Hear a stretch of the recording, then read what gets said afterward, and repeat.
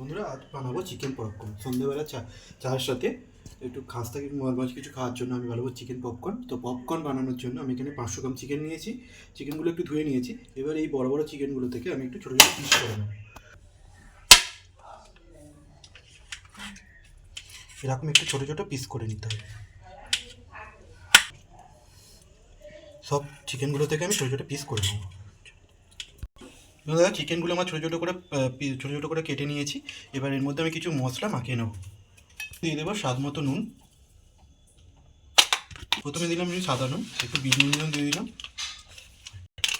কাশ্মীরি লঙ্কা গুঁড়ো,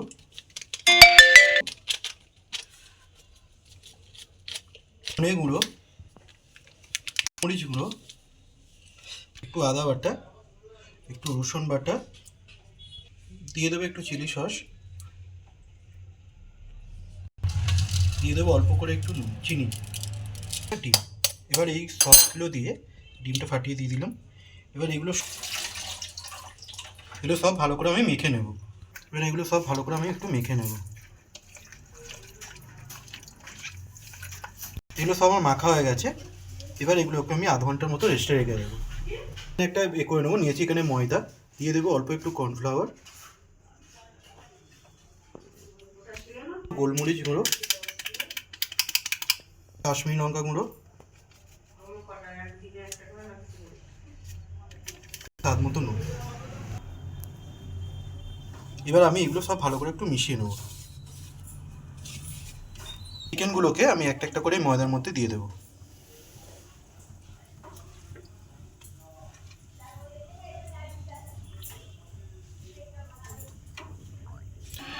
এবার এই ময়দার এর সঙ্গে আমি এগুলো ভালো করে একটু মিশিয়ে নেব।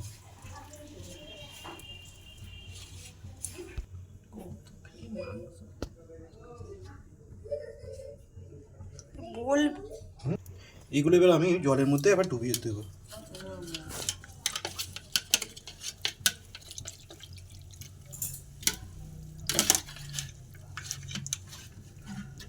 এগুলো আবার তুলে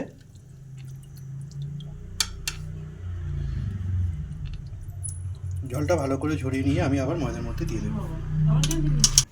এবার আমি এই ময়দার মধ্যে কোরের মধ্যে আরেকবার কোট করে নেব। আমি এই চিকেনগুলো আমি গরম তেলের মধ্যে দিয়ে দেবো। দিয়ে এবার আমি এগুলো একটু লাল লাল করে ভেজে নেব।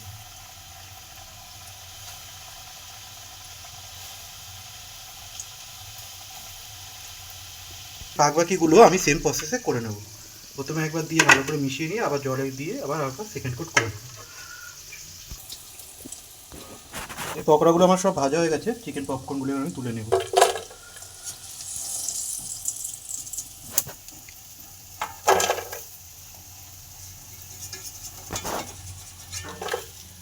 আছে সেগুলো আমি ভেজে নেব।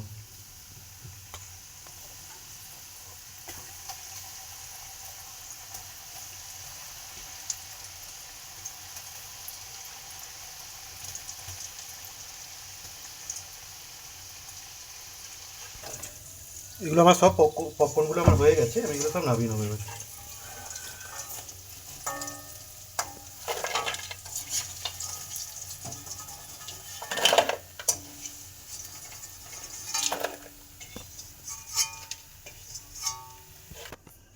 দেখো বন্ধুরা, এখানে আমি খুবই সহজে পপকর্নগুলো বানিয়ে নিলাম। আর দেখো ভেতরটা দেখো কতটা খাস্তা হয়েছে। চিকেনগুলো পুরো ছেড়ে যাচ্ছে। তো এইভাবে আমি বানিয়ে নিলাম খুবই সহজে সামান্য কিছু উপকরণ দিয়ে পপকর্ন। তোমরা বাড়িতে ট্রাই করো।